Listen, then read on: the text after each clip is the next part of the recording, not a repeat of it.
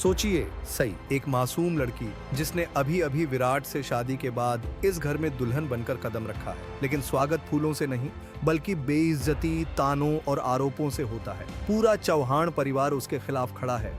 आखिर सई का कसूर क्या था और क्या उसका पति विराट इस मुश्किल घड़ी में उसका साथ देगा? कहानी का अंत आपको हैरान कर देगा। जैसे ही विराट सई को लेकर घर के दरवाजे पर पहुंचता है, माहौल अचानक बदल जाता है।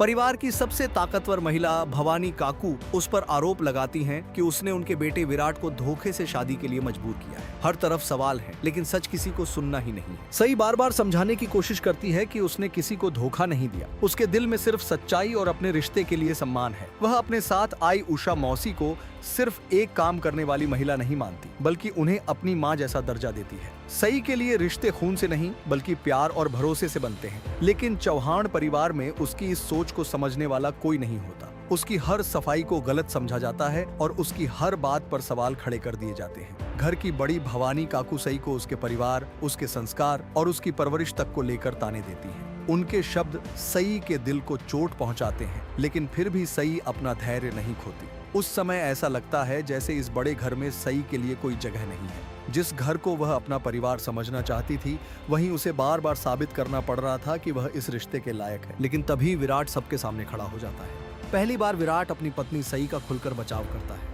वह पूरे परिवार को बताता है कि सई किसी लालच या फायदे के लिए इस घर में नहीं आई।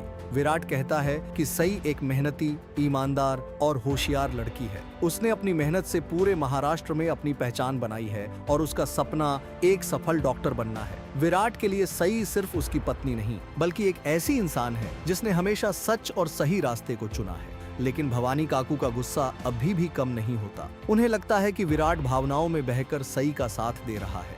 वह मानने को तैयार नहीं होती कि सई सच बोल रही है। परिवार के बाकी सदस्य भी इस मामले में बंट जाते हैं। इसी बीच अश्विनी, जो विराट की मां है, सई की स्थिति को समझती है और दादी की गहरी कहती है कि एक लड़की के लिए शादी के बाद नया घर कितना मुश्किल हो सकता है। अश्विनी परिवार को याद दिलाती हैं कि मुश्किल समय में परिवार ही सबसे बड़ा सहारा होता है। अगर आज सई को अपनापन नहीं मिलेगा तो वह इस घर को अपना कैसे समझ पाएगी? अश्विनी चाहती हैं कि सई को भी वही सम्मान मिले जिसकी वह हकदार है। वह जानती हैं कि सई के दिल में किसी के लिए बुरा इरादा नहीं है। तनाव भरे इस माहौल के बीच देवयानी की एंट्री होती है। उसकी मासूमियत कुछ पल के लिए पूरे घर का माहौल बदल देती है। देवयानी सई को देखकर खुश होती है। वह उसकी तारीफ करती है और उससे दोस्ती करना चाहती है। जहां बाकी लोग सई को शक की नजर से देख रहे थे, वहीं देवयानी उसे एक अच्छे इंसान के रूप में देखती है। लेकिन यह खुशी ज्यादा देर तक नहीं टिकती, क्योंकि चौहान परिवार के पुराने रिश्ते और अधूरी भावनाएं धीरे धीरे सामने आने लगती हैं। पत्रलेखा यानी पाखी के मन में विराट को लेकर पुरानी भावनाएं अभी भी मौजूद हैं। यही वजह है कि घर के रिश्तों में एक नया तनाव पैदा होने लगता है। अब सई के सामने सिर्फ परिवार को मनाने की चुनौती नहीं थी, बल्कि उसे अपने रिश्ते को भी मजबूत बनाना था। उसे समझ आ जाता है कि इस घर में उसे सिर्फ बाहर वालों से नहीं बल्कि कुछ अपनों की सोच से भी लड़ना पड़ेगा। लेकिन सई हार मानने वालों में से नहीं थी। वह अपने संस्कार, अपनी सच्चाई और अपने व्यवहार से धीरे धीरे सबका दिल जीतने की कोशिश करती है। आखिरकार विराट एक बड़ा फैसला लेता है। वह साफ शब्दों में कह देता है